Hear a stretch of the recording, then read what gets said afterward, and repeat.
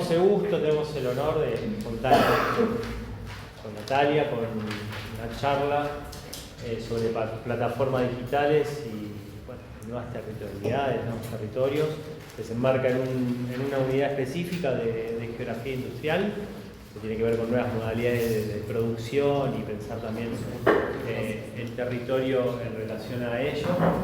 Y bueno, agradecerles por estar acá. Muchas gracias a ti, sobre todo a vos.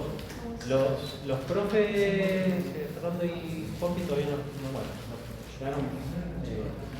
También les agradezco a ellos, avísenle. Bueno, a Natalia, muchos ya la conocen, ella es licenciada y es doctora de nuestra casa de geografía. Además es docente de análisis espacial, creo que también algunos de ustedes cursaron con ella.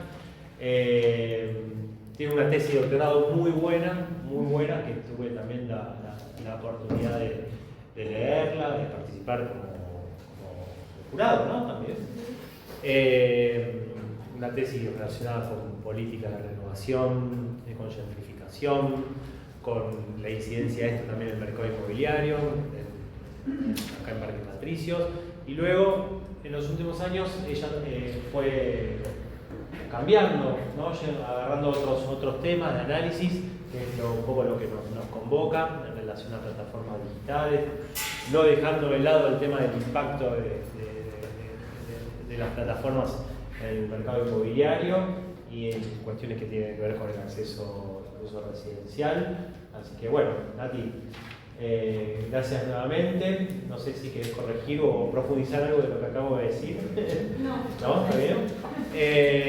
Y bueno, nada, y hablábamos recién con ella cuál sería la dinámica de intervención. Yo propongo que ella haga primero su desarrollo, va a ser en torno a los 40 minutos, pero si alguien no aguanta y quiere hacer una pregunta, en vez de dejarlo para el final, también obviamente la puede hacer. Y bueno, la idea es darle a esto un cierto dinamismo. Es un tema que, curiosa o paradójicamente, tiene algo de vacío temático. Hay mucho más escrito sobre el impacto de las plataformas en las relaciones sociales, en la construcción de nuevas subjetividades, etcétera, pero en relación al territorio, hay mucho en vías de exploración, así que quizás eso también nos ayuda a tratar de preguntarnos, a reflexionar cosas, vamos a hacer algunas preguntas disparadoras y bueno, adelante. Buenísimo. Bueno, gracias por la invitación, buenas tardes, buenas noches. Bueno, lo que les voy a compartir, tratando de hacerlo lo menos largo posible, son algunas reflexiones de esto, ¿no? Para pensar un poco los efectos territoriales de las plataformas digitales, retomando esto que decía Luis, que no hay, la cuestión de las plataformas está todo el tiempo alrededor de nosotros y nosotras, pero quizás esta dimensión más territorial no está tan desplegada, así que hace un par de años yo en realidad venía trabajando puntualmente, vengo trabajando en la cuestión específicamente de las plataformas de alquileres temporarios, porque venía justamente en este derrotero que decía Luis, pensando más en los efectos en el mercado de viviendas y eso, pero fui tratando como de subir y pensar un poco las plataformas en general y pensarlas más desde la geografía económica, además de la geografía urbana, digamos, ¿no? Así que bueno, voy pasando así, ¿no? Así que bueno, como para ordenar, la idea es pasar por 4 cuestiones. Por un lado, identificar el surgimiento de las plataformas en el marco del capitalismo informacional, esta última etapa del capitalismo. Por otro lado, entender a las plataformas digitales en 2 sentidos, como actores globales y como infraestructuras que son utilizadas por otros actores, en muchos casos locales, y por otros, empresas, comercios, etc. Después, el corazón un poco es esto de analizar concretamente algunas cuestiones de la dimensión territorial de las plataformas digitales. Son ideas que seguramente a ustedes se les ocurren algunas cosas que podamos ir sumando. Hay muchas cosas que quedaron por fuera porque es muy grande, así que solamente identifiqué como 4 ideas para presentarles, pero después podemos seguir avanzando con otras. Y bueno, y cerrar un poco pensando en esto, ¿no? En qué medida estas nuevas tecnologías acompañan o desafían las desigualdades territoriales del capitalismo actual, ¿no?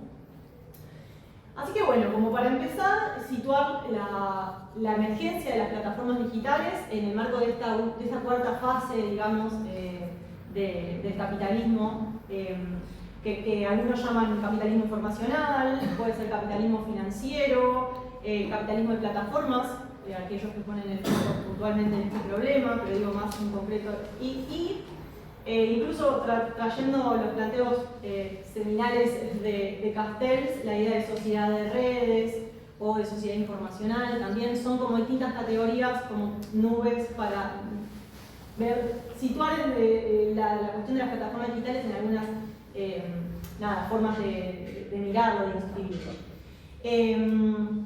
Bueno, ya ustedes saben que el capitalismo es un modo de producción que genera crisis y que va sorteando sus crisis etapas, y generando así diferentes etapas, digamos, y cada etapa tiene como un salto tecnológico que reorganiza no solamente la industria o la producción, el ámbito de la producción, sino el ámbito de la reproducción, las relaciones sociales, la política, la cultura, ¿no? Y en ese sentido hay una idea que es la de paradigma tecnoeconómico, una idea que trae una investigadora que se llama Carlota Pérez, que busca justamente ir mirando esto, cuál es el paradigma, o cómo se va a instalar, cómo una tecnología emerge y se transforma en paradigma y va como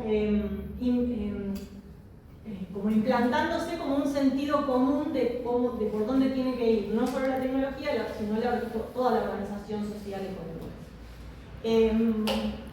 Así que bueno, la etapa actual tendría como, la digitalización sería como el salto tecnológico de esta última etapa, ¿no? Y justamente las plataformas aparecen como una de las principales empresas o actores, vamos a decir, en esta etapa de la era de la digitalización y de la actividad. Bueno, yendo un poco a la cuestión de cómo pensar las plataformas, ¿no? Las plataformas digitales básicamente proporcionan una infraestructura para intermediar entre diferentes grupos de actores. Eso es básicamente una plataforma. Hay muchos tipos de plataformas, nosotros vamos a pensar un poco en estas plataformas. Hay autores que incluso arman como clasificaciones de plataformas, ¿no? Una tipología de plataformas, algunas que tienen que ver concretamente con la industria y con la reorganización de las empresas hacia adentro. Pero bueno,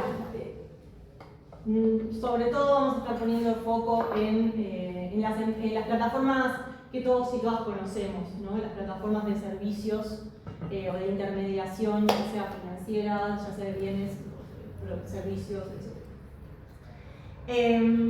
Bien, y para mí está bueno pensar, o como que un poco la idea es pensar las plataformas como actores y como infraestructuras. O sea, actores en el sentido de actores globales que cumplen, que tienen un lugar en la economía global, que tienen una influencia en la economía global, que cotizan en bolsa, etcétera, etcétera. Y por otro lado, esta cuestión como más como infraestructuras, como tecnologías, que básicamente funcionan como soporte para el desarrollo y la expansión de otras empresas, ¿no? Entonces ahí empezamos a pensar cómo las plataformas, digamos, en tan pocos años avanzan y se consolidan tanto, bueno, porque muchas empresas a escala local, cuando digo empresas digo emprendedores, locales comerciales, no hablo solamente de grandes empresas, aunque también, pero cada vez aparece, digamos, las plataformas como herramientas que se necesitan o como una infraestructura que necesitan muchos actores para desplegarse a escala local, digamos, ¿no? Así que, por un lado, vamos a pensarlas como actores y vamos a ver algunas cosas de esas plataformas como actores, pero sobre todo como infraestructuras, es decir, como herramientas para que otras empresas o actores desplieguen transformaciones territoriales. Bueno, algunas características, algunas cosas que venimos viendo de las plataformas. Primero, como dicen Kenny y Sisman, que son dos, diría, los primeros que escribieron sobre plataformas, dos estadounidenses de geógrafos económicos. Ellos dicen que, bueno, que las plataformas refuerzan la concentración sectorial, en el sentido de que las ramas de la industria o de la producción vinculadas a las plataformas tienen cada vez más poder a nivel global. Algo de esto aparece en la diapo. Y también territorial, porque también se refuerzan ciertos patrones, ¿no? Las empresas no están localizadas de manera random, sino que tienen que ver con, bueno, se localizan en ciertos lugares del mundo, etc. Pero a la vez logran una dispersión de estos impactos, ¿no? Entonces concentran, pero a su vez el gran salto que dan las plataformas es avanzar en forma muy dispersa y muy amplia sobre nuevos territorios y controlar o influenciar nuevos territorios. Después vamos a hablar un poquito más de esto. Bueno, otra cuestión interesante de las plataformas es que extraen valor de la economía local, porque, por ejemplo, las plataformas hacen uso de trabajadores, vamos a pensar, por ejemplo, en las plataformas de reparto, o los gestores de alquileres temporarios, o mismo los propietarios de los alquileres. Un montón de actores locales trabajan y generan una riqueza que después se traslada hacia estas sedes o hacia estas empresas, ¿no? Entonces ahí es interesante pensar un poco este vínculo local-global y esa como extracción que se da del trabajo muy capilar a estas grandes empresas globales. Por otra parte, justamente la idea de que las plataformas funcionan como soporte de la actividad local hace que cada vez más, digamos, las empresas cada vez necesiten más de las plataformas para poder desarrollar sus tareas. O sea, sería difícil pensar muchas de los emprendimientos o de las maneras en las que se reorganizó, por ejemplo, el comercio o las finanzas a nivel local sin las plataformas, ¿no? ¿Qué pasaría si Google mañana dice chau o Microsoft dice chau, ¿no? Se caería realmente mucha de la organización de la producción, pero también de pasos de reproducción. Esto hace que se genera como una especie de paradoja en donde a nivel local las plataformas, o sea, somos muy dependientes de las plataformas, no una paradoja, pero crece la dependencia de las plataformas globales y profundiza su poder, ¿no? En la medida en que cada vez la necesitamos más, cada vez tienen más poder. Bien, otra característica interesante de las plataformas es que su rentabilidad, su precio, su cotización, o mismo su expansión, tiene como base el número de participantes o de contactos, ¿no? Como que las plataformas necesitan datos y están basados en atraer la mayor cantidad de personas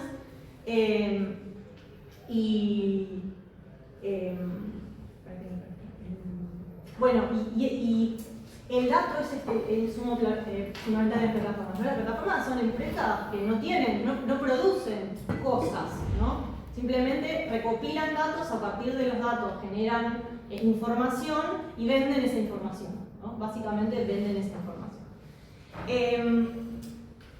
Bien. Bueno, entonces, ¿por qué tenemos que atender a la dimensión territorial de las plataformas?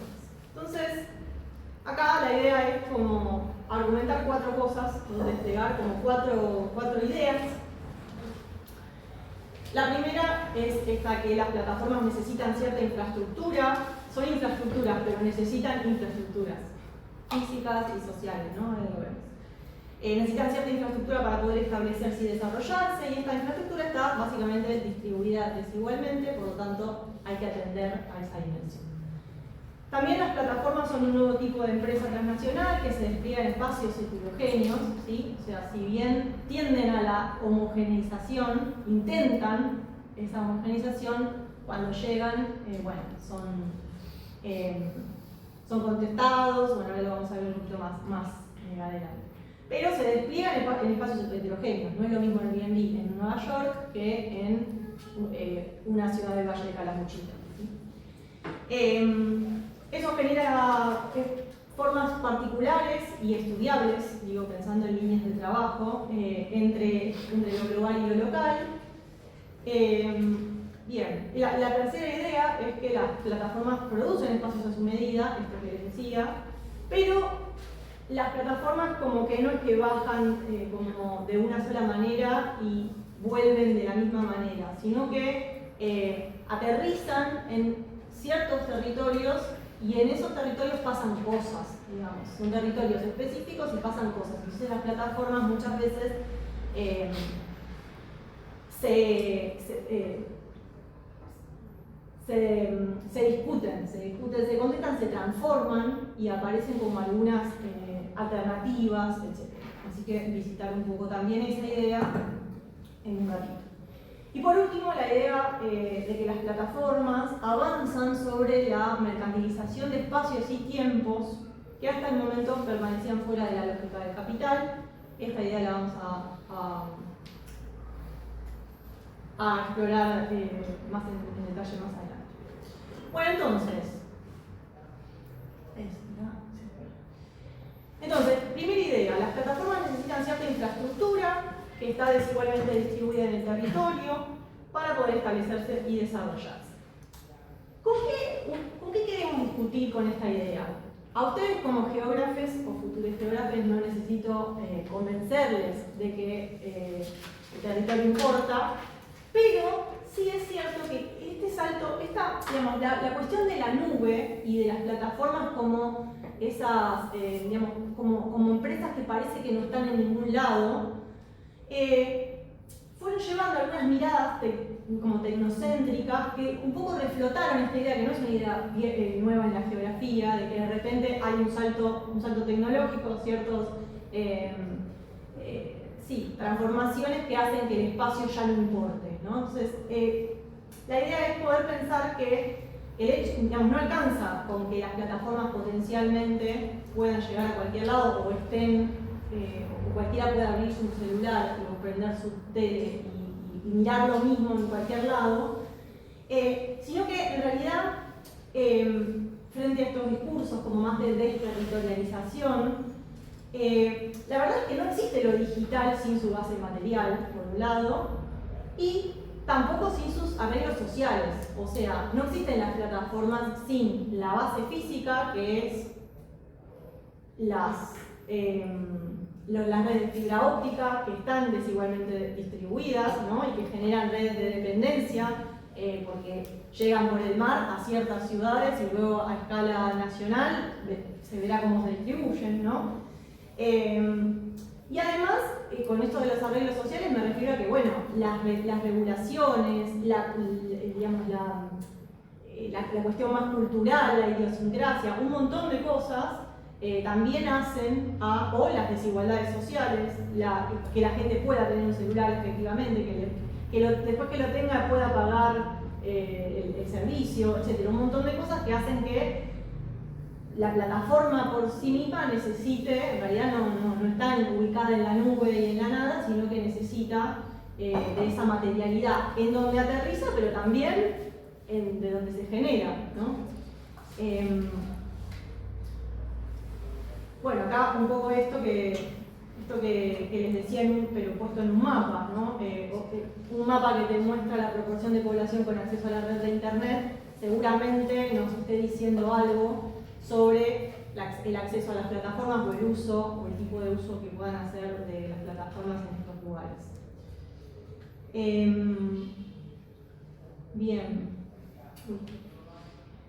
Bueno, acá como a escala nacional, digo, por seguir, por reforzar el argumento, lo mismo, ¿no? Este es un mapita sobre 4G, 5G y sobre la red, digamos, nacional.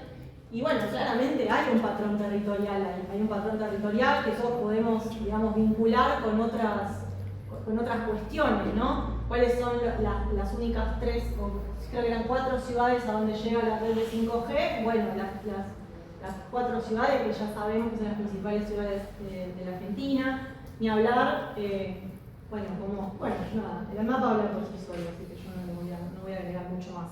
Pero bueno, evidentemente no es lo mismo intentar mirar Netflix en, qué sé yo, ¿dónde decirte? En el medio de la meseta patagónica que hacerlo en la ciudad de Buenos Aires, ¿no?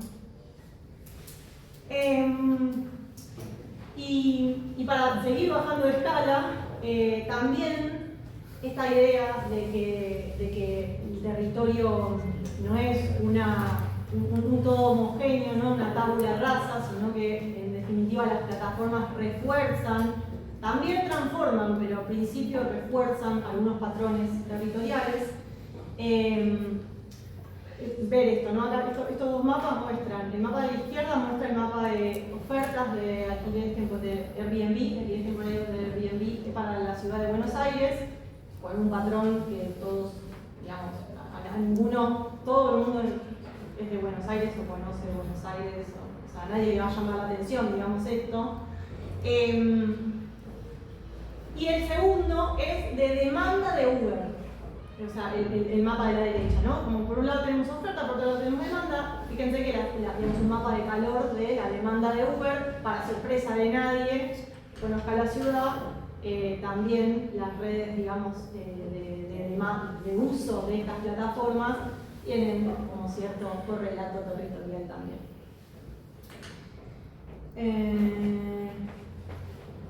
Bueno, y ahí hay como una idea que me parece interesante, que es pensar que las plataformas implican como redes complejas, en este sentido, como que es distinta la intensidad territorial de las plataformas. En las áreas consolidadas, el efecto de las plataformas es reforzar los flujos, o sea, donde ya sucedían cosas, suceden mucho más. Y en los lugares más remotos o más alejados, el efecto es extender estos flujos, o sea, hacer que estos flujos que se concentran en el centro aparezcan, ¿no? se extiendan hacia las periferias con respecto a un fenómeno X, ¿no? Que podría ser, bueno, no sé, el eje consolidado del norte de Buenos Aires.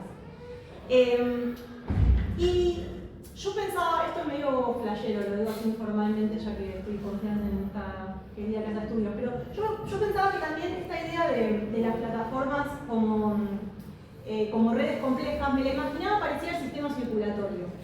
El sistema circulatorio tiene arterias y venas más gruesas en algunos lugares claves y tiene como venas más capilares en lugares menos claves, ¿no? Y acá pasa un poco eso. O sea, me parece que, o por lo menos para mí metafóricamente, pensar en esta idea, como en esta tensión entre concentración y capilaridad de las plataformas, podría ser interesante para pensar para preguntarse sobre los patrones territoriales o sobre sus impactos territoriales o efectos.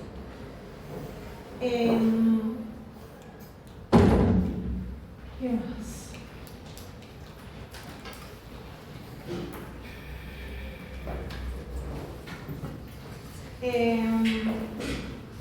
Bueno, entonces hay una pregunta sobre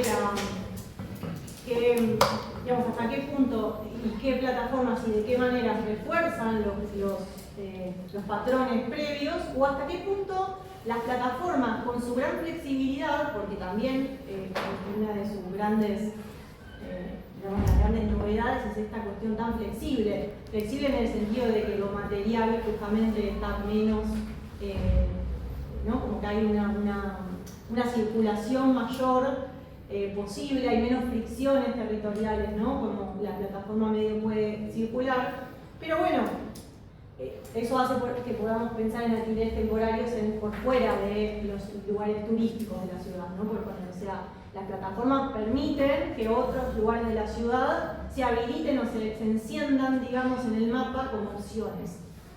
Pero hay que ver hasta qué punto, ¿no? Hasta qué punto hay una novedad y puede llegar a haber alguna transformación del patrón territorial y hasta qué punto eso se refuerza.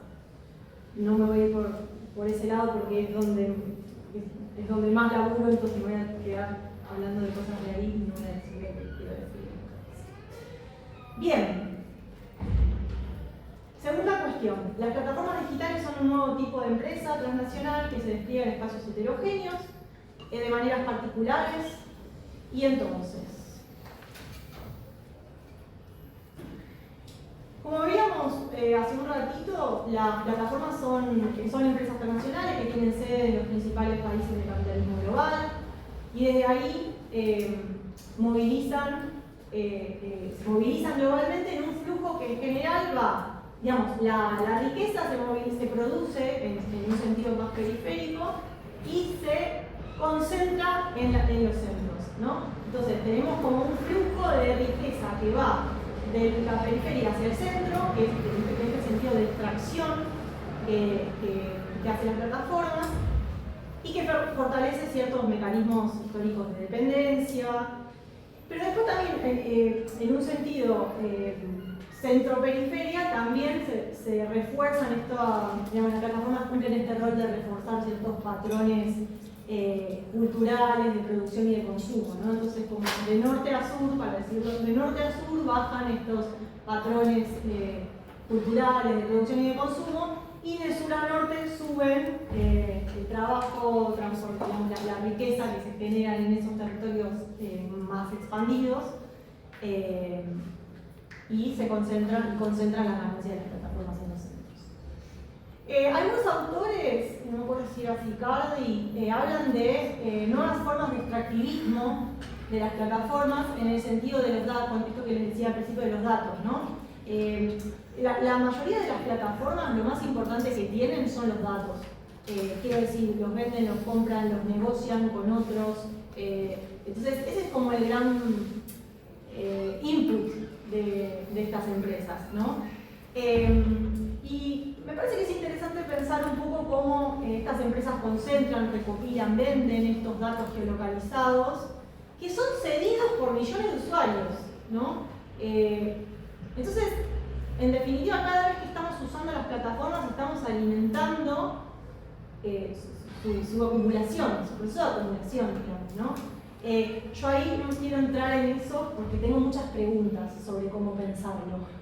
Ninguna respuesta, así que no quiero.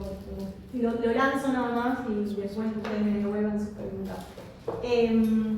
Pero bueno, esta idea de que, qué sé yo, antes un empresario tenía que pagar un salario para que el trabajador produzca algo que le era apropiado, lo plusvalía, todo lo que ustedes quieran. Ahora eso es más difícil de ver porque el input de la empresa no es la jornada de trabajo, la fuerza de trabajo en parte sí, porque todas esas empresas tienen trabajadores. Pero el grueso son millones de personas que dicen aceptar las cookies, esto, lo otro, ¿no? Digamos. También pensar en el interjuego de escalas de las plataformas. No hay algo tan novedoso en esto, porque como cualquier empresa de la globalización hay un juego de escalas, pero sí por ahí para mí es interesante pensar este ejemplo de Mercado Libre, que si bien todos decimos y la reconocemos como una empresa argentina, en realidad cuando vas a mirar los principales accionistas son ingleses, son norteamericanos, y entonces bueno, ¿qué queda, ¿no? de esa idea argentina y de esa plataforma tan exitosa argentina, que por otra parte la radical en Uruguay, ¿no? Eso por un lado. Y después otra cosa que me interesa un montón, que yo les cuento lo que me interesa, pero no es que tenga un montón de respuestas sobre esto, pero me parece muy importante, indagar en cierta estructura anidada que tienen las plataformas y porque van como necesitándose unas a otras en algún punto. Por ejemplo, las plataformas Payoneer, Wise, ¿vieron las que son todo lo que es el sistema de billeteras virtuales? Que son un gran mundo que dialoga mucho entre lo pequeño, local y lo global. Y yo me encontré, por ejemplo, estudiando Airbnb, cómo Airbnb acepta pagarle a los propietarios de las viviendas en esas billeteras, digamos, que son billeteras en donde uno está guardando, digo como propietario, ¿no? Uno pone lo que ganó de ese departamento en esa billetera y lo está colocando en circuitos financieros internacionales que no tiene idea. O sea, los propietarios, esto es lo traigo de caso de estudio, como mucha gente elige, en Argentina elige o pide, quiere cobrar en dólares sus alojamientos, sus departamentos, pero como no quiere pagar los impuestos de las cuentas nacionales, digamos, lo pone en estas billeteras. Entonces mucha gente ahorra colocando en Wise, en PayPal, en Payoneer, esa renta que fluye desde el departamento hacia estas plataformas globales. Y un poco se nos escapa qué hacen esas plataformas con eso. O sea, nosotros no sabemos dónde está yendo ese dinero, por dónde circula, qué circuitos se alimentan. Y lo que es interesante, esto tal vez es más una desviación de geo-urbana, pero sí como pensarlo como ciertos procesos de financiarización que están un poco como invisibilizados, digamos, porque hay una pequeña financiarización en ese gesto de poner de ahorrar y depositarlo en estas plataformas de billeteras virtuales. Bueno, cuarta idea. Tercera. Bueno, las plataformas producen espacios a su medida, pero estos son localmente reapropiados y contestados en formas creativas. ¿Qué quiero decir con esto? Las plataformas en general son tecnologías homogeneizantes. Por ejemplo, nos van estandarizando cómo intercambiar, en Mercado Libre nos ponen el precio del mercado, en Airbnb nos dicen cómo tiene que ser nuestro departamento para que sea más vendible, y así en Netflix nos van modelando qué tipo de producto consumimos, ¿no? Pero las plataformas no van nunca en un solo sentido, o sea, ningún poder va en un solo sentido, sino que es interesante pensar cómo a nivel local son reapropiados, son contestados, son problematizadas estas plataformas. Entonces hay algunos ejemplos. A mí me gusta pensar en un ejemplo muy argento realmente, que es el de el hackeo o las trampas a las plataformas, concretamente vinculado a todos esos artilugios de tratar de salirse de la plataforma, ¿vieron? Como contratar, no sé, en Mercado Libre tratar de ver quién es el dueño y te pone el teléfono en clave para que vos lo contactes y así sortear, digamos, la comisión que no le conviene a ninguno de los dos, pim pam pum. Entonces, ahí hay como una cosa de que llega de una manera y que propone una modalidad que después no es la que corre, ¿sí? O es la que corre en un momento, pero es como más gris. Entonces está todo el tiempo como esta trampa a la plataforma. Y también me parece interesante que el éxito de muchas plataformas se basa en que tiene una mínima regulación local, ¿no? De hecho, el éxito de, qué sé yo, Uber, Airbnb, esas son todas plataformas, Mercado Libre, son todas plataformas que van como rompiendo un poco las reglas de la competencia, generando competencia desleal, digamos, y avanzando de esa manera. Pero después necesitan una mínima regulación local, pero después cuando no hay regulación se habilitan todo este tipo de trampas, ¿no? Entonces hay ahí como un juego. Yo creo que igual obviamente siguen ganando, o sea, estas trampas a la plataforma no llegan a ponerlas en crisis, digamos, todo el Airbnb sigue funcionando, aunque contratemos por afuera o contratemos una noche y el resto de las noches la contratemos por afuera y todo ese tipo de cosas que aparecen un montón.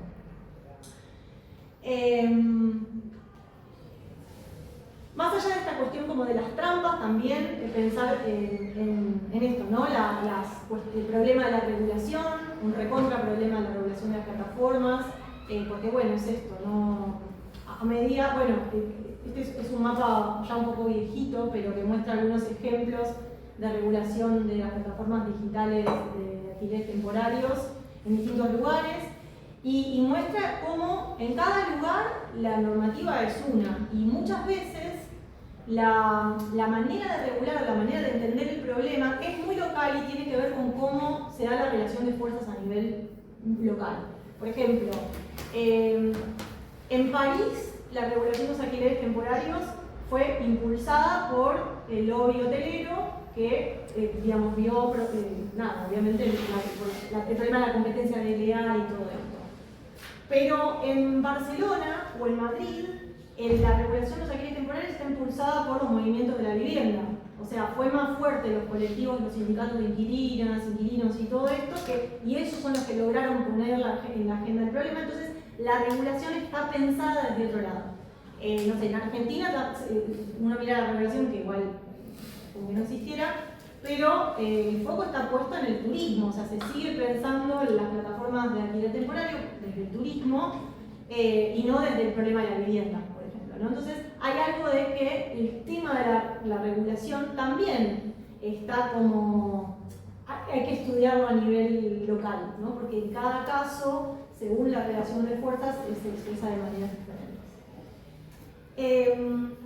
Después también aparecen estas como contestaciones o resistencias más creativas que tienen que ver con crear plataformas locales para competir con las plataformas digamos, globales, ¿no?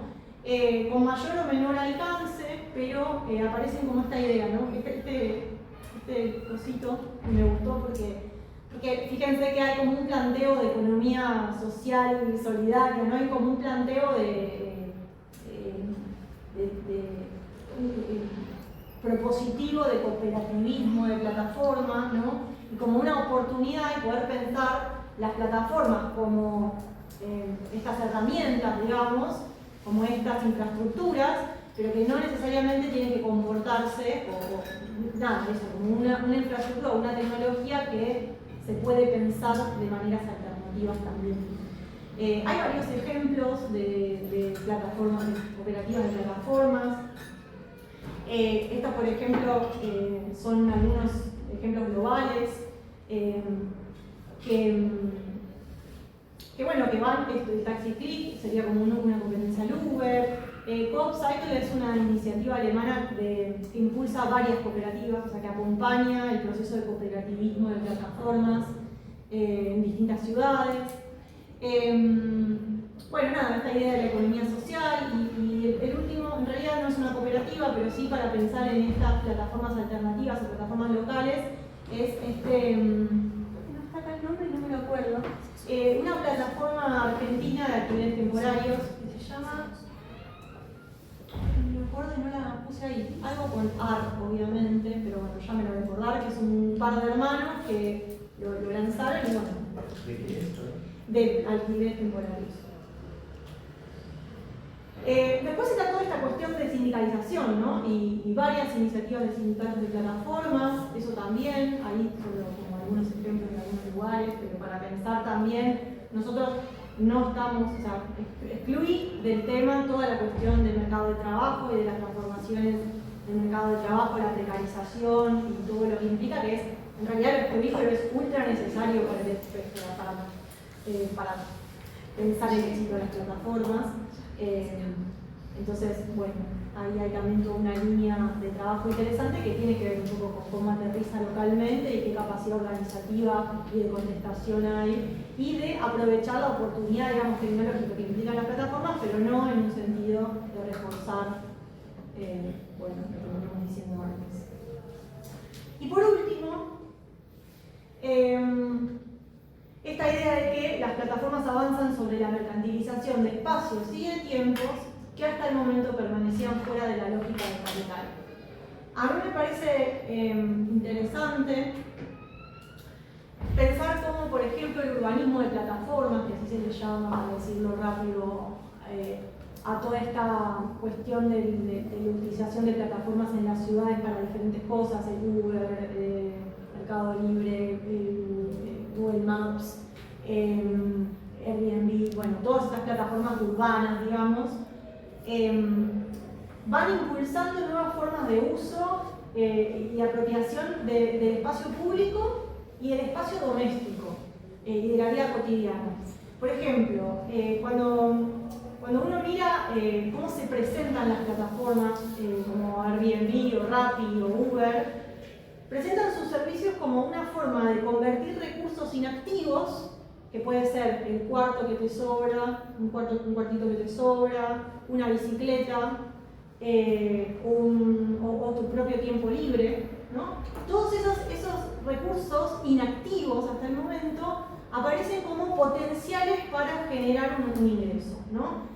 Entonces, esa idea de convertir recursos inactivos en activos de máxima productividad está muy, digamos, para mí es interesante pensar cómo va generando un avance en donde espacios que antes estaban libres de capital, ¿no? Tu cuarto, tu casa, tu espacio íntimo, tu tiempo libre, el ocio, ¿no? Como que parece que nada de eso, ninguno de esos espacios pueden, digamos, todos ahora son una oportunidad para transformarlo en valor de cambio, ¿no? Como un retroceso del valor de uso a niveles donde antes no habían llegado, ¿no? Como tu casa, de repente no tenés más intimidad, porque pagás, entonces parece que estás haciendo un negocio y generando ingresos a partir de una habitación que te sobra, pero en realidad estás cediendo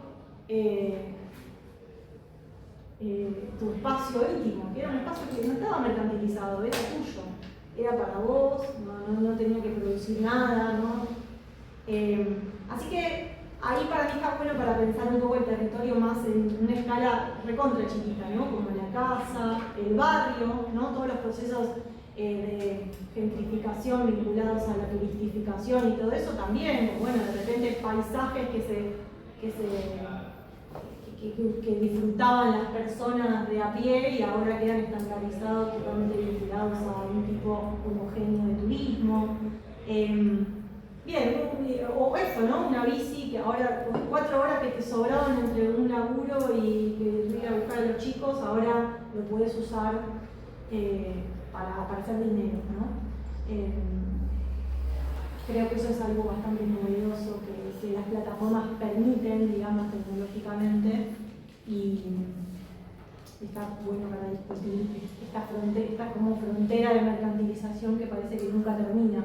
Es tipo literalmente al lado de tu cuarto de al lado, es un activo, ¿no? Capitalizable. Así que bueno, estas cosas quería compartir con ustedes. Y para cerrar un poco pensar esto, ¿no? De qué manera las plataformas acompañan, actualizan o desafían las desigualdades territoriales y repasar, ¿no? Estas 4 ideas fuertes. Hacen uso de infraestructuras que se encuentran desigualmente distribuidas, fomentan procesos de reorganización de la geografía económica, aprovechándose de las ventajas y transfiriendo las externalidades. Generan nuevas formas de extracción de recursos, de datos y de capital, en esta dinámica de concentración-capitalidad. En cada territorio específico surgen sus fricciones que muestran las formas en que las plataformas son localmente reapropiadas y contestadas. Aparecen, digamos, dan lugar a nuevos conflictos sociales que efectivamente, evidentemente, se materializan territorialmente. Y esto último que decíamos, avanzan sobre espacios y tiempos antes no mercantilizados, incorporando nuevos territorios a la lógica de la acumulación. Así que bueno, es un recorrido como de, ¿cómo decirlo? Brainstorming. Cada idea tiene como para meterle y estudiarlo, ¿no? Esto es más como un paneo, pero bueno, yo creo que si abren preguntas y ejes de investigación que, bueno, como decíamos al principio, tienen ahí como mucho para decir y poco dicho, así que también es una invitación para que si algunos o alguna de ustedes les interesan los temas, podamos seguirlo profundizando. Así que bueno, eso.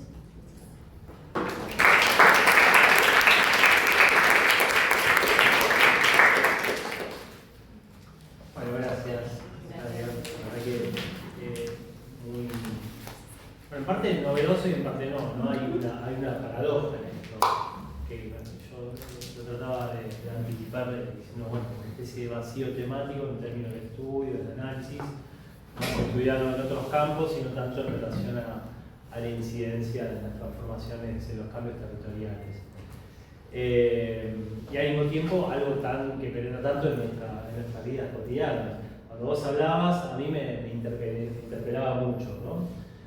Porque nos construye, nos condiciona esta cosa de la hiperproductividad, que no solamente lo pienso como que llegamos a mercantilizar todo. Al mismo tiempo, el sentido de vivido, cabe la pregunta si es así, como un mejor uso del tiempo, ¿no? En la plataforma. Bueno, la verdad que puedo aprovechar esta plataforma y me libera más tiempo para hacer cosas, que no necesariamente con otra plataforma, y yo me siento, digamos, de que no estoy siendo mercantilizado, tengo más tiempo para tomarme una birra o estar con mis hijos o hacer deporte. Pero quizás es una sensación, ¿no? Al mismo tiempo, esto me vincula con el insumo que damos gratuitamente, al decir aceptar las cookies, a aceptar la localización, Waze que te pregunta ¿estás ahí? Le decís que sí o que no. Bueno, ya mismo utilizándola, ¿no? Que quizás en otro tipo de no sé cómo llamarlo, porque al mismo tiempo son infraestructura y actores, pero en otro tipo de infraestructuras de actores no se comporta de esa manera. Digo, los consumidores al mismo tiempo siendo trabajadores, eso sería básicamente. Yo creo que hay muchas cosas acá para preguntar. Yo tengo algunas preguntas, tengo así como inquietudes obviamente sin resolver, pero prefiero, bueno, no sé, abrir a vuestras inquietudes o preguntas o comentarios específicos, general. Sí, por favor. Sí, no, o sea, más que nada mi inquietud no es tipo como un agregado, sino el hecho de la última parte, yo lo que pensando, la normalización de toda esta normalización en el tiempo, ¿no? Literalmente la publicidad de Uber o Cabify es generar dinero en tu tiempo libre, o sea, es eso. Entonces, las sensaciones, como nombrabas vos, de no estoy ganando plata, estoy como perdiendo el tiempo, no ganando plata cuando tranquilamente puedes estar tirado en el sillón, viniste a laburar y nada, estás cansado, querés un domingo no hacer nada y ahora no, estás perdiendo. Cuando tal vez antes el tiempo ese vos lo ganabas porque estabas con vos, estabas con tu familia, con tus amigos y demás. O sea, más que nada eso, tipo como un comentario. Sí, a mí sobre eso, que dicen ustedes, que dijeron los dos, también pasa que una cosa es lo que vende la plataforma y otra cosa es la realidad concreta, que es que no es que la gente que agarra la bici y va a pedalear tiene un trabajo que le recontra cierra, tiene un montón de tiempo libre y no sabe qué hacer con eso, entonces se sube a la bicicleta y hace unos mangos. En realidad ese es el speech, ¿no? Como la entrada, lo mismo que con el Airbnb, como la entrada de, bueno, tenés este activo, fíjate, pero después en los hechos, la verdad es que la gente, los laburantes de plataformas, no tienen otro laburo o muchos complementan, o sea, no lo hacen porque quieren o porque ese tiempo, ¿no? Como hay algo ahí como doble en ese discurso de fondo, como este productivismo que aparece, casi como un justificatorio de, che, tendrías que estar subiéndote a la bicicleta. Como romantizando.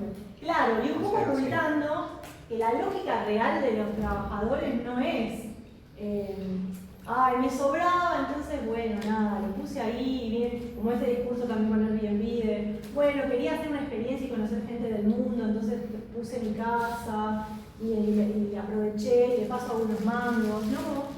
Eso es así como un poco en el planteo general, pero después en los hechos, las personas, la manera en la que las personas van como haciendo uso de esas plataformas es bastante distinto y también, bueno, un poquito más ramas. Pero sí, es interesante como esa bajada ideológica, casi como justificativo, pero en realidad después la gente lo hace porque está 14 horas, no es que te sobraban 17 horas por día, entonces estuviste en el Uber 17 horas, o sea, lo sé porque lo necesitabas. Me cae ahí medio perverso, me parece mi planteo. Lo mismo que, bueno.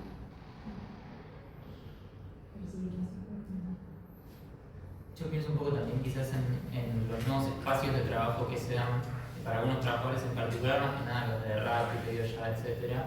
que se generan como estos nuevos espacios de sociabilización también, por ejemplo en los centros de distribución. Sí, traes un re tema, como yo no me quería ir mucho por el lado de la eje urbana, pero incluso se puede estudiar ciertos como núcleos donde se aglomeran, ¿no? Hay comercios en donde se aglomeran o se aglutinan ciertos repartidores, estos centros ni que hablar. Y después también otros espacios vinculados un poco a las plataformas y a estos nuevos como trabajos, que nada que ver, es para otro sector, pero los coworking, por ejemplo, ¿no? También son nuevos como espacios que tienen esa, como ese tipo de uso que hacen las personas, ¿no? Sí, hay como toda una línea de nuevos, como la ciudad y nuevos, como ese espacio, cómo se va, como algunos lugares se van transformando en función de... Y es interesante porque no son espacios declarados para eso, no es una oficina en este caso, es un espacio que medio naturalmente termina decantando en eso. Sí. Por ahí estás. Yo quería decir algo en sintonía con lo que se venía hablando antes, esto de ser tu propio jefe, bajo ese leitmotiv que se explota mucho eso.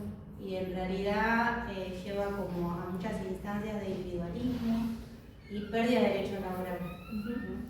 Como que se agruparan, eso, ¿no? Como que divide y reinará.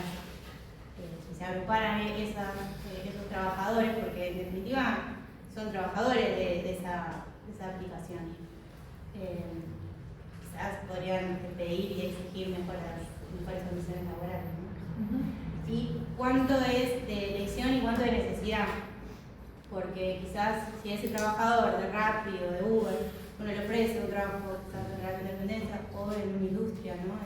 En algún otro tipo de empleo formal, quiere seguir siendo su propio jefe.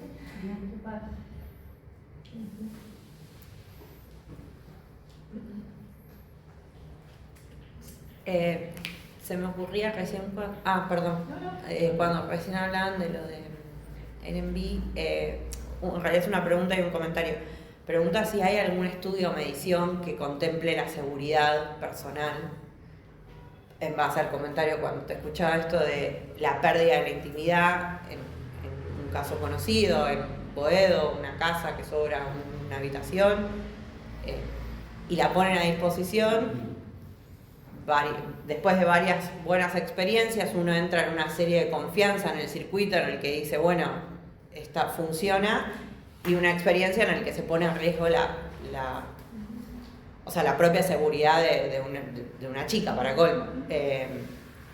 No sé si eso se contempla, porque esto de Airbnb obviamente tiene esta posibilidad de decir, bueno, pongo a disposición departamentos, por ejemplo en Bariloche, con vista al lago y demás, que ahí sos vos y quien lo alquila, y como, bueno, sí, tendrías que tener mucha mala suerte de que pongan a disposición de un circuito de robo y te entren, pero si no, digamos, es como vos y tu seguridad, o el circuito de poner una habitación dentro de tu casa, que vos vivís en esa casa. Son como dos situaciones distintas. Sí, sí hay algunos estudios sobre eso. En general, no es en lo que yo me he enfocado, pero sí sé que hay estudios más vinculados a eso y a, por ejemplo, otras problemáticas tipo el problema con los vecinos, o sea, los consorcios, ¿no? Edificios que todos los días tienen a alguien nuevo, entonces se generan situaciones de inseguridad reales o imaginadas, pero la incomodidad de que hay circulando todo el tiempo gente como si fuese un hotel. Bueno, eso sí, de hecho, hace poquitos días salió una normativa, bueno, justo la leímos la otra vez, hay una normativa para que los consorcios definan si quieren o no, si admiten o no admiten hacer Airbnb en Madrid. Y después sí, ahí la plataforma te va a decir que toma medidas de seguridad y uno puede contratar, en Airbnb puedes contratar un seguro, digamos, pero es más que nada para si te roban, para ver si te pasa algo o no. De todos modos, sepamos que la tendencia del Airbnb no es el sharing, o sea, no es compartir una habitación que te sobra, sino el alquiler de departamento completo, masivamente. O sea, empieza o se vende como ese activo que podría aprovechar, no sé qué, pero después rápidamente pasa a ser como una modalidad más del mercado de alquileres, el mercado inmobiliario de alquileres, digamos, que casi todos son vivienda completa. Sí, así que ese riesgo, no está tanto ese riesgo como de seguridad que está, como en esos pequeños casos, pero la gran masa, los problemas vamos por el lado más por la plata, Bueno, Luis, Nati, gracias por la invitación. Estamos acá con algunos estudiantes de teoría política económica, entre el teórico y el práctico. Estamos charlando. Está bueno aprovechar esta coincidencia de pasillo y de horarios. Comparto algunas reflexiones y les consulto si lo han pensado de esta manera. Se tiende a hablar mucho para explicar todo esto a nivel macro general de tecnofeudalismo. He escuchado esa expresión que me parece poco feliz porque oculta que lo que se ha transformado en esto es el capitalismo. Capitalismo de plataformas, creo que quizás es la forma más acertada de describirlo, o vinculado al capitalismo informacional o digital. Y en cuanto a eso, pienso en uno de los clásicos de la teoría económica, que quizás lleguemos a ver en la materia, creo que nos va a quedar fuera del programa, pero hoy lo mencionamos en el teórico medio del pasar, que es de Schumpeter, ¿no? Sí. Por un lado, la idea de la destrucción creadora, vinculado a estas innovaciones tecnológicas que dan vuelta al mapa, patean el tablero, generan nuevas condiciones, incluso hasta de vida, no solo de producción y consumo, sino hasta de vida. Y la idea de rentas de innovación. Y eso lo vinculo con estas características de este capitalismo, que algunos las ven como feudales, pero bueno, tiene que ver un poco con esto, ¿no? Con esto de las rentas de innovación y esta conformación, digamos, por un lado, de una élite minoritaria de multimillonarios. Ahí están todos los datos, ¿no? Los primeros 4 grandes magnates que son de plataformas, o sea, ya muy por arriba de las empresas petroleras, por ejemplo. Magnates que están en posiciones de poder estratégicas, como Elon Musk, como ministro de no sé qué de Trump, o Galperín siendo el héroe nacional y el benefactor de la patria, por ejemplo. Una élite que tiene un comportamiento, creo yo, rentístico a esta altura, más que capitalista o emprendedor, si se quiere, sino de extracción de renta, que teóricamente quizás son ganancias, pero termina siendo un comportamiento más bien rentístico en un polo, y en el otro polo las peores condiciones laborales, la autoexplotación, con afectación de las condiciones de vida y psicológicas, etc. Bueno, esa es un poco la reflexión, ¿no? Siendo plataformas, digamos, esa élite que no para de enriquecerse a través de ese comportamiento más bien rentístico, son plataformas que presentan las condiciones para una democratización fuerte de la economía, de la distribución, del consumo, de la producción, como muestran estas experiencias más contestatarias de tipo cooperativo. Y ahí está, ¿no?, una de las grandes contradicciones, creo, del capitalismo en la actualidad. Sí, o el capitalismo, punto, ¿no? Esta idea de que sí, si es por el potencial del desarrollo tecnológico, hace rato que todos podríamos vivir bien, sobrados. Sí, es re interesante lo que traes. Lo del tecnofeudalismo, sí, justo nosotros estamos trabajando esto un poquito con Paco Coray, que es profe de geoeconómica, seguro que algunos lo conocen. Y justo sí, charlábamos un poco hay algo medio marketinero en la idea de hablar del tecnofeudalismo. Hay mucha etiqueta canchera para hablar de estos temas, que un poco también es una búsqueda de ver cómo mejor entendemos la realidad, ¿no? Que es una realidad que es muy reciente. Entonces aparecen un poco como muchas etiquetas para tratar de entender el proceso. La de tecnofeudalismo de hecho es posterior a la de capitalismo de plataformas. Igual para mí tiene un punto interesante que es como poner en cuestión, bueno, hasta qué punto hasta qué punto esta relación capital-trabajo del capitalismo anterior, vamos a decir, no sé cómo decirle, se sigue viendo en este esquema de plataformas que tiene estas características, como decís. O sea, creo que hay ahí una pregunta válida en el planteo que hace, no me acuerdo el nombre del autor, como para mirarlo, pero sí, igual coincido. Creo que es griego, autor griego. Sí, ¿Cómo? Jean Varoufakis. El que dice tecnofeudalismo. Varoufakis. Varoufakis. Jean Varoufakis. Después la de rentas de innovación nunca la había escuchado como categoría, pero me parece interesante.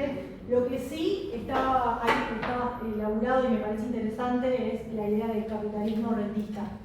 Que hay un autor que se llama Christopher, que fue como un poco el que empieza a hablar de esta idea. Y es justo esto, ¿no? Como tal vez el rasgo predominante de esta última etapa del capitalismo es eso, es como ese foco ya no en producir, no importa si son cosas fijas o sea, no importa si son cosas o son ideas, ¿no? Sino como esta cosa más del arte, de lo rentístico. Sí, complementando un poco lo que dije, la cuestión rentística tiene que ver con el mero hecho de ser propietario de eso y hacerse con la atribución de captar esa cantidad de riqueza por ser propietario de esa empresa. Sí. De hecho, Elon Musk ni siquiera creó Twitter, que lo la compró directamente y ahora bueno, se queda con toda esa riqueza. Sí, ahí hay una constelación de esto que decía al principio, ¿no? Capitalismo de plataformas, capitalismo rentista, de Christopher,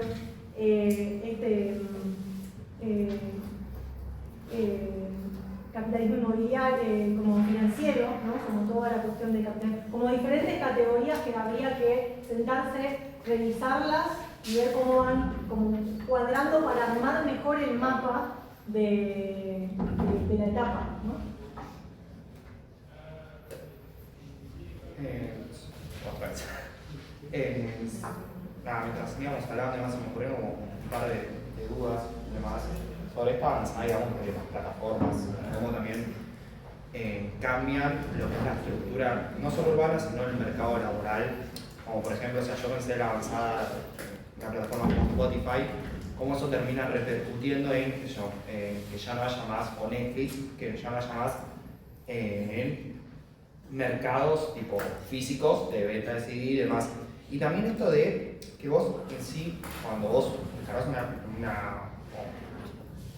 pasa más que nada, yo lo noté en las situaciones de plataformas de videojuegos, que vos ya el videojuego al no ser físico, vos como no sos el dueño, sino como que lo estás alquilando, o sea, porque vos tal vez antes tenías el físico, lo heredás, o sea, lo dejás para alguien, listo. O sea, vos mañana falleces y el juego queda para la plataforma, o sea, vos ya no sos dueño de lo que adquirís o compraste creyendo que era algo tuyo cuando no termina siendo tuyo, termina siendo como que lo alquilás. Está buenísimo lo que decís. Sí, es como que uno consume servicios, es como servicios y no bienes, ¿no? O sea... Claro, y ahí termina habiendo un fallo legal, porque vos, en el caso de que yo, alquilar un servicio y después ese servicio llegue a ser deficiente, ¿cómo lo terminas denunciando si no termina siendo tuyo? Es como que, no sé, creo que más que nada Argentina no está avanzado en toda esta ola tecnológica que llegó y tampoco sabe cómo hacerle enfrente. O sea, y también pensé el término que no pasa, o sea, viene por las plataformas, pero hay algo que creo que se llama Black Kitchen, que son como las cocinas tipo así, que nada, o sea, cambian la estructura urbana y que tal vez los restaurantes ya no se enfocan en abrir y generar puntos de encuentro, sino tipo, bueno, pedimos a través de las cosas, de las plataformas y demás. Siendo que Argentina no está preparado y se ve mucho en la ciudad de Buenos Aires y también, bueno, como para ir cerrando el tema de los Airbnb, cómo el turismo entra en zonas que no están preparadas para ese mismo turismo. Y que después, bueno, y también la mala competencia, no sé cómo llamarlo, con el tema de los hoteles. O sea, competencia desleal, porque se pierden puestos laborales tal vez más físicos, porque los hoteles terminan cerrando por una cuestión de que sale más barato ponerte un Airbnb, porque se reducen costos y el hotel. ¿Cómo? No tributás. Claro, no tributás, no tenés que pagar los impuestos, todo lo de higiene y demás. Entonces, también físicamente se pierden esos puestos y como que queda todo oculto. O sea, más que nada me habían ocurrido otros ejemplos mientras hablábamos. No sé si... Todos esos ejemplos son re válidos. están estudiados, o sea, como que si les interesan hay varios, sobre todo en otros países, en Argentina muy poquito. Lo que yo que también me hice las preguntas, respondo un poco es de vuelta yendo a, como bueno, ¿cómo? Es una pregunta que es re valiosa, pero después hay que ver en cada territorio cómo se da. Yo creo que hay como una amenaza de eso, pero me parece difícil pensar que no existan más, ¿no? Como que de repente todo, digamos, desaparezca y vos solo pidas comida en la kitchen, o que desaparezcan los locales comerciales porque ahora compras todo por el día y te lo llevan a tu casa, ¿no? Como que en tiempos de los primeros años de la pandemia y la pospandemia parecía que se acababa todo y que ya no era necesario nada, ¿no? Ya no es necesario más los locales, no es necesario... y en realidad, o no con los hoteles, en realidad hay motivos para que varias de esas cosas sigan existiendo. Tal vez hay que ver, por eso, como en cada caso, por ejemplo, en Buenos Aires no hay debates con los hoteles. No hay un lobby hotelero discutiendo como si, como les contaba, recién París fue no sé qué. O las cocinas, las dark kitchen. Existen y son un montón, pero la verdad es que los principales ejes comerciales, gastronómicos de la ciudad de Buenos Aires siguen estando, a lo sumo se suman esas cocinas y quizás transforman un poco el consumo dentro de la casa o profundizan en takeaway, pero todavía sigue existiendo socialmente salir a comer, salir a tomar una cerveza y como que sigue siendo valioso. Pero lo digo como contrapunto de no pensar, a mí me gusta mucho la pregunta que hay de nuevo y que hay de viejo, las dos cosas, ¿no? No pensar que estas plataformas van a llegar a romper con todo y a bajar, digamos, como homogéneamente, ¿no? Es como, seguramente no, eso digamos, el fenómeno va a ser más intenso en algunas zonas y se expandirá en forma capilar, y eso responderá a ciertas fricciones territoriales, o sea, a ciertas lógicas, dinámicas, culturas, qué sé yo, ¿no? Entonces, también para mí está bueno pensar que hay de nuevo y que hay de viejo, bueno, que aparecen esos elementos y esos elementos generan todos los problemas que vos decís, pero hay que ver en cada caso y en cada ciudad qué magnitud tiene esa transformación. Pasa mucho en las agendas académicas, yo lo discuto mucho, como cuando yo empecé a estudiar en Airbnb aparecía muy fuerte el tema de la turistificación, porque claro, yo leía cosas de ciudades que están prendidas a fuego, o sea, con respecto al turismo. Y después cuando estudié Ciudad de Buenos Aires no me encontré con los mismos problemas. O sea, no era la escala, no aparecía un problema similar a la que tiene Lisboa, o al que tiene, no sé, Barcelona o Berlín. O sea, es otra escala totalmente distinta, el problema pasa por otro lado. Entonces está re buenas tus preguntas para poder justamente pensar como geógrafos cómo realmente se da esto en nuestros territorios, ¿no? Sin esa idea de que lo nuevo va a venir a arrasar como si no hubiese fricciones que van a tener frenos a eso, ¿no? Termina siendo como un nicho de mercado, como una nueva forma, un nicho, eso de capaz es una experiencia nueva para el usuario, no es que vas a quitarle el puesto a los bares de Palermo. Claro, está bueno pensarlo hacia una diversificación para la oferta.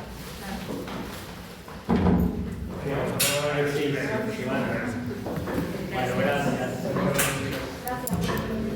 Yo tenía una serie también. No sé, ¿alguien tiene una pregunta más?